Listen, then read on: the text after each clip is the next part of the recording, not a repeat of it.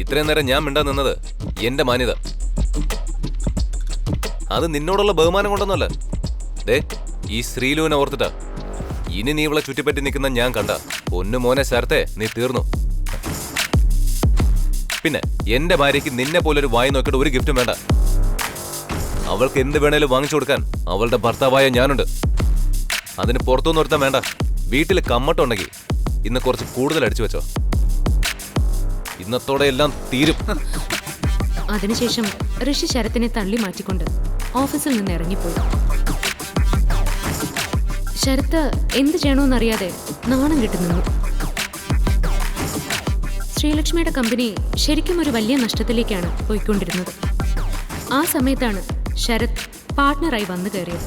ശരത് അത്യാവശ്യം ഫിനാൻഷ്യൽ സെറ്റപ്പുള്ള മനുഷ്യനാണ് എന്ന് മനസ്സിലായതു മുതൽ ശ്രീലക്ഷ്മി അവനുമായി നല്ലൊരു സുഹൃത്ത് ബന്ധം ഉണ്ടാക്കി വെച്ചു.